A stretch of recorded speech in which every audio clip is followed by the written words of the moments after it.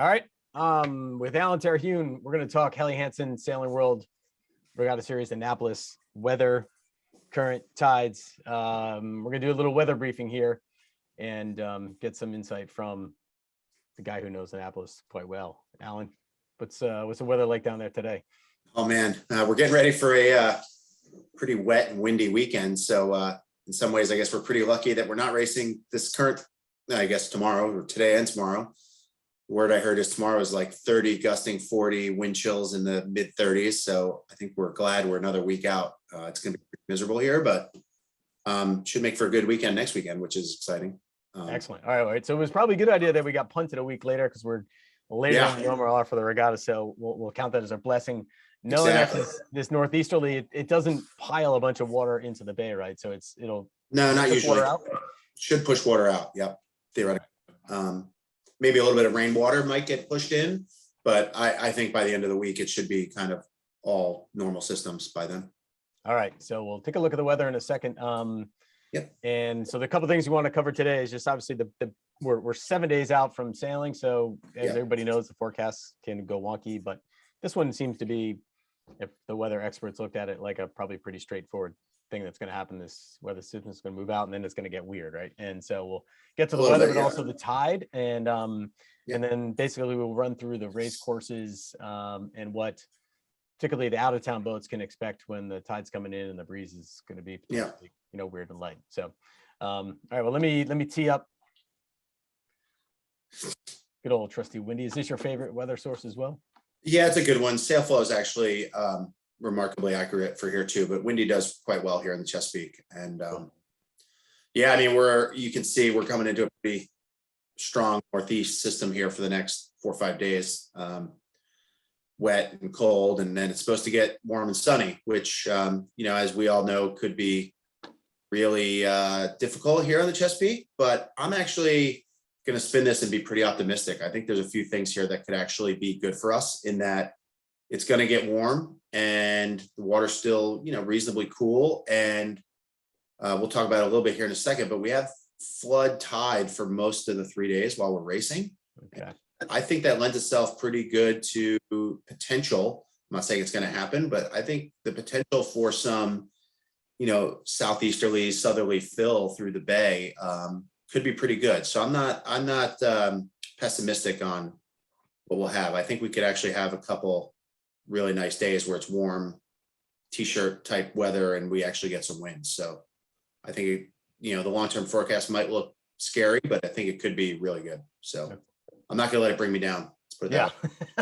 You're going to get what you get. All right. So let's take it to we're on Windy here at 11 a.m., which is first start for Friday. Yeah. Presumably the night before Thursday night, you guys have great One Design racing there. And so encouraging anybody who's coming down for the regatta to jump in and do some practicing. So you'll have awesome sailing Thursday night. And then here we are on a Friday morning, where we're looking at kind of this light mealy kind of stuff. Yeah, kind of light westerly, but again, I think it's supposed to get into the mid-high 70s there, more into the days on Friday. I mean, long term. But I kind of think if that happens and it's a really light or glassed off westerly, that could be a great scenario for us to see sea breeze conditions. So I think it could be quite good, honestly. All right, well, let's take a look at this Friday here. So we generally, hopefully you can follow the cursor. I think we have race courses set up south here, and one here in the middle and one over here by the towers, and kind of one out here as well. So generally, let's talk about the south circle with the bigger boats. And so when you get into this lighter stuff with the incoming tide, what is the tactical play? Yeah, so basically, we race between Thomas Point and Tully, which is a little further up on your on the map there, right above the kind of in that area. And with the incoming or outgoing tide, the big difference there is the channel is on kind of one half of the course or one side of the course, and then the other side gets into shallower water. So, depending on which way the water is moving at the time, or where the course is oriented, it's actually, in my opinion, one of the more straightforward courses here in terms of tide, because it's basically two big channel markers between the lighthouse there, the shallow waters on one side, the deep waters on the other. It's actually pretty easy to recognize, and on an incoming tide, Generally speaking, if you get, more out into the bay, you're going to get pushed towards the bridge, and maybe that's what you want. And if it's not, then getting towards the shore is going to get you out of it. So that'll be, I think of the 3 race courses, it's kind of the least tricky. But it does have a pretty major influence. So you can't ignore it, but it's definitely there. The second, I guess, kind of, I don't want to say easiest course, but kind of straightforward course is the one kind of right in front of the bridge, the most course, because you can see where the shipping channel is. It's pretty easy to see where the lines are. Generally speaking, up there, you even see pretty aggressive tide lines on the edge of the channel. So again, for that one, I think it's a pretty, the closer you get to Annapolis from there, usually the less tide there would be, and then kind of more into the shipping channel gets stronger. The trickiest course I actually think is usually what we would call the little boat course, which is in Whitehall Bay and the mouth of the Severn, because you get, kind of the flow of the river coming out from Severn. You have some different patterns kind of going into Whitehall, and then, depending on the wind direction, you could be getting closer to the ship channel by R2 and all kinds of things. So that's the one where it's a little bit more tricky. But luckily there's a lot of crab pots in that area and some signs that you can kind of watch and do things. So, of the 3, I think that's kind of the hardest course, and kind of playing between the, where the river is and where the ship channel is in relation to the course. So without knowing the wind direction for certain, it's hard to say which way is better or worse, but it's definitely the harder of the 3. So let's just let's stick there for a second. I guess both on the Whitehall course and the one north close to the bridge. If you do, let's do a lot of sort of couple if then scenarios. If you get a westerly, it does seem to get kind of light sometimes as you get left. So what's the balance between getting left and playing the current? I mean it's one of those things. It's a little bit of a, in a westerly, theoretically, if the tide's coming in, you're going to be getting swept, left to right, or even in ways like on the northernmost course, it's going to be a pretty good left to right. So, for me, it's always a little bit of a challenge of, making sure you stay up current a little bit. If it's westerly, is kind of perpendicular to the tide. So it's more of a protecting the up current side. The one thing about with the northernmost course is if it starts going to the north, then it becomes really shifty, and the shifts become almost more important than the current in that situation. The inner course there, kind of near Annapolis, it's really, again, dependent on where the marks are in relation to the river, right? So if the marks are, you're kind of going towards the river, usually, like you're saying, there is some good left side there with wind and tide, especially an incoming tide going towards the river. Whereas all of a sudden the marks get more to the right and it's off of the towers and the point. Sometimes you see a little bit better stuff coming out of the right because you get these puffs coming out of that Whitehall Bay, and all kinds of things happen there. So, again, that's the trickiest of the 3 courses because you have, lots of wind, lots of current options. It's kind of fun. So I don't know who's sailing on that course yet, but that's usually one of the more fun ones. All right, good luck to them. Probably the boats without motors would be my solution, right? So some quick visuals on those. I know you got the big container ships that are always there, and they turn at the tide. Or what are some other obvious things to look for in the water? The crab pots are obviously a huge one. The other thing you generally see a lot of is there's tide lines. You generally see fishing boats. So if you see the fishing boats pile up, there's probably some kind of water change or pretty aggressive water movement there. And you usually see that more on the northern course closer to the bridge, or even the course, southern course between Thomas and Tolly Point there, just kind of where those tide lines kind of resonate. So it's kind of funny, if you see the fishermen, they generally are pretty astute on where the tide is and where all the fish hang out. So, usually they're not trying to be in the way. They may be trying to be in the way, but they know some things sometimes. So it's worth paying attention to. Yeah. Okay, cool. And a note on those fish. I know there's some years with the fishing guys, they're dragging their trawls or whatever like that. So I guess I will put it out there as a public service announcement to remember that they're towing things and cooperate with their bait too. Yeah. So far this season, there haven't been too many, but it could, if we get a nice weekend, it could be full on. So Yeah. Okay. So be kind to the fishermen, their water, we'll work around each other. All right. Exactly. So I guess one thing I wanted to ask you about, just in Yep. terms of no matter where you are, I guess particularly in these middle bay courses, when you're in these Yep. bigger fleets, 30 boats, and as we know, the front row gets away, but those who get ping ponged, the temptation is to do a lot of tacking in the middle to try to Yep. find lane. But so what's the better way to get out of a bad situation on an incoming tide? Yeah, I mean, and again, it's a little bit wind direction dependent, but I think one of the things is just making sure you're always, moving, right? And it's one thing, especially if you're going against the tide, it's real easy to just keep tacking, and before you know, you're just going backwards anyway. So certain times you just got to put the bow down and get the boat moving, and don't get. I think the one thing that's easy here, and the locals do it, especially even more so than out of towners, is we do get focused on the tide, and it's important. Sometimes we all get so overwhelmed by it and so focused on it that we lose picture of the racetrack, of the wind, and where the other boats are. And sometimes we are so set in our ways of what we think we need to do that because of the tide, we kind of lose picture of the normal race. So I know, myself as local, it's actually funny. I tend to do better sometimes sailing with people here from out of town because they're open-minded about it than for locals who are like, this is the way it always is. And then it's the one time it's not, right? So I would say that while the tide is an important factor, it's no different than sailing off of Newport or San Diego, where there is this tide, but you still got to be looking for wind lines and puffs and all these other opportunities to make gains, because if you just focus on the current, you could lose a lot. So that would kind of be my 2 cents in the big fleet, is don't make all your decisions based off of that, but don't ignore it either. It's kind of a tough one. Okay, good one. All right, so for Saturday, I'm going to advance. Let's kind of back out a little bit.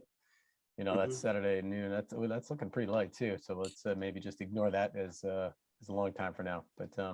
But again, I know you're saying, but I think it could be a good thing, honestly, because it's supposed to get warm, and I hate saying, I think we'd rather see a situation where it's showing almost no wind versus a 6 or 7 knot northerly pushing the sea breeze off. So it could, like right here, it's kind of turning orange. So it could be a good thing. Yeah. There you go. That's you're looking for some color there. Yeah, exactly. All right. Cool. All right. So we'll leave the pretty color, because that means it's going to be a nice warm weekend at least. With some and that's Saturday, right? That's Saturday, 3:00. So on Saturday, speaking of, it is North Sail Saturday. Exactly. Thanks for that. So you guys will be busy helping customers out and do what you do on North Sail Saturday. But we also have the rally race, which we started a couple years ago as a way to get just kind of racer cruisers and people stuck to the dock out for a super easy day of just going around the marks and navigational marks, and then joining the party. So so those guys go off at 11 as well. Based on what you see here, they I'm assuming that the local race committee, they're keen to set them up tide first or something like that. How do you think? Usually I think that would be, I don't know what they're going to do, but I would think that if there's a day where they're worried about wind strength, they usually would go up tide first.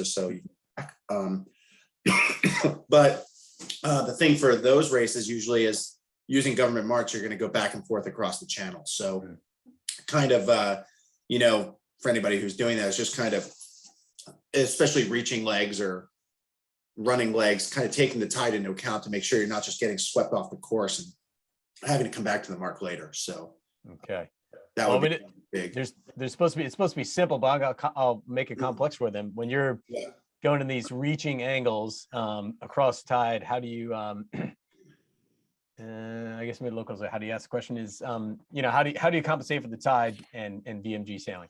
Yeah, I guess just the simple one is that you just kind of watch the mark once you find it on land, and just make sure that you're kind of holding position with it on land, right? If you're not kind of adjusting course to kind of keep it in the same location, I think that's the real basic way to do it until you get really close to it. If you're sailing along and it's getting swept right by the bow, or all of a sudden it's back behind the Genoa, you probably need to know that you need to change so it gets back in the picture, right? Exactly. Okay. That would be one of the things. Yeah, just watching and making sure that your visual on the mark is staying the same, you're probably going to do pretty well most of the time. All right. And if you make a change and you're heading, don't forget to change your sails. Yeah, exactly. Exactly. I mean, the whole goal is to hurry and sail that course as fast as you can, because I heard you, the big party on Saturday has live music and open bar and all that stuff. So you don't want to be late. You want to be there on party time, because nobody likes showing up late and having the Exactly. run out. So yeah. Exactly. And so speaking of, on Saturday night, I might as well plug, we're doing the Sailing World 4-deck challenge we've done in St. Pete and San Diego as well. I don't know if you remember it, but basically we've got one of these balance boards. We've got a couple of them. We do some competition. So you send your 4-deck up there. We're going to try to humiliate them and make them earn their keep in a big old balance challenge. So anyway, so send your 4-deck Saturday night party. Yeah, from what I've been told, the Saturday night party is pretty big this year. Excellent. All right, so then real quick into Sunday, it definitely looks like it trends east, so we got a different day. What are your thoughts here then? For so again, it's more easterly. We're going to be starting probably on a slightly outgoing tide to changing, so that's where the course will get interesting. I mean, easterlies here are usually the toughest of all the wind directions, because they're usually very variable in direction and strength. To be honest, it could be really puffy and really big shifts. So on the northern course, for sure, the starting line area will be basically in the least amount of the tide probably on the course, and you're going out into the channel, so that'll make it pretty challenging, especially when you're coming from the left side. You're going to be kind of going up current versus the right side, you're going to be going down current towards the mark. And honestly, I think if you ask any of the locals or people who visited here, I think most folks feel most comfortable with the tide when they're going upwind. I think it's easier to picture. The harder part is all of a sudden you get around the windward mark and you're getting moved quick and you're putting your spinnaker up, and all of a sudden you're like way out of position. So I think one thing is just keeping in mind once you get around the windward mark and you're getting the kite up, getting back on track. So like in an easterly here, if the tide's pushing you towards the bridge, it might be an earlier drive than normal just to lay the gate, depending on where the course is. So, all right, cool. All right. Well, that said, round marks, another biggie. I'm going to pick your brain on the starting lines here. Let's sort of go around it's a 4-part thing, right? So what's the best advice when the current is coming straight at the line? Straight at the line, I think the one thing to remember is it's your lay lines change and your time and distance to the line changes. So it's if it's coming straight at the line, it's a lot easier to lay at the boat and get in at the boat end. And if you're starting at the pin, it's really tough to get around it because the tide's trying to basically push you behind the line. So your lay lines change quite a bit in all these directions. But when it comes to straight on, it's a lot easier to start at the boat versus the pin end. And the exact opposite, if the tide's pushing you over the line, the two things to remember is it's you're going to get pushed into the boat, and if you need to bear off, you always kind of have more room more towards the middle or pin end of the line. But the issue there is leeward boats and turning down, so the time on distance with tide behind the line becomes harder. So all right, so anticipate the pileups. All right, now what if the wind is, or the tide is coming from the committee boat? From the boat end, again, it makes the lay lines tougher. So it's going to be easier to start at the boat because you're just going to get swept into the line. Whereas if you're towards the pin, you're getting pushed onto the pin all the time. So unless you time it perfectly, it's definitely a higher risk move to start at the pin end. And the opposite, if it's coming from the pin towards the boat, you're kind of able to actually control your speed and your time to the line a lot easier. But if you're at the boat end, it's where you get swept into one of those big fancy power boats and you get yelled at. So you don't want to do that. So you got to avoid that. But that's the one thing. Is just remember you're getting pushed towards an end of the line. It make that end of the line you're getting pushed toward, it gets harder. Okay. Good sound advice. All right. So any other, we could probably talk about scenario. We can talk about this forever. I think it's just watching the weather and I think for me, I think it's just exciting. This is, the first regatta of the year here in Annapolis. It's probably our biggest regatta of the year too, which is always kind of a fun scenario to have our biggest regatta early in the year. But I know everyone in town's looking forward to it. It's kind of the first one, I think, back on normal schedule since the pandemic started. And hopefully we'll have good weather, and I know I'm looking forward to it. I hope everyone else is too. Yeah, nice. I think my take on is not as many fleets, but the fleets that we have are big. So it's They are big. Yeah, good I hard agree. sailing for, yeah. Yeah, I mean, I think the Vipers have a huge number of boats compared to normal, and I think this is one of their bigger championships, so that's good. Yeah, it's awesome. And they're on the hardest course in the bay. So Good for them. There. Yeah, exactly. And they don't have motors, so if it gets light, then they're in prime position for all those guys with J105s and J35s to pick them up. So it's good. Cool. Yeah. All right. So from the North Sail side, sail trim tips for this kind of light stuff. What's the if you had a kind of a global, what's your base setting for this weekend? Yeah, I mean, in Annapolis, if you're not sure, always err on your lighter settings and keeping the sails powerful. I mean, one thing that we probably will see is if it's the first nice weekend, Saturday, Sunday, it's gonna be a motorboating day on the Chesapeake for sure. So, making sure you just keep the boat moving, no pinching, keep the sails kind of on the east side, just keep the boat rumbling. It's going to be the mode of the day around here, I would think, if it's light. So, all right, power up for the weekend then. Tip, yeah, and then sail as fast as you can on Saturday for North Sail Saturday. That's the goal. There you go. All right, cool. Well, we will see you then. I think the whole Regatta Circus shows up on Wednesday and Thursday, and I'm coming in on Thursday, so we'll come watch a race. Cool. And then get right into it. Should be fun. We're all looking forward to it. All right, thanks, Alan. And so I would assume we're going to share this across all the channels, but if people need to find you, come closer to Real Racing. You're sailing out of AYC on a J70. On a J70, yep. And we have a whole list of North Sails people here, and our service team will have vans at AYC, and I think maybe near SSA. And I believe all the contact information should be in the packet or something like that. If you need service or need anything, you can call one of us and we'll be around. But I think there's 10 or 11 North Sails experts here this weekend, so it should be fun. Full squad. All right, awesome. Yeah. We'll see you there, and thanks for your time. Thanks. Look forward to seeing you. And you buying us a bunch of beers on Thursday, Friday. Sounds good. Yeah, I'm on. Cool. All right, we'll see you. Thanks, Alan. Talk to you soon. Thank you. All right. Bye.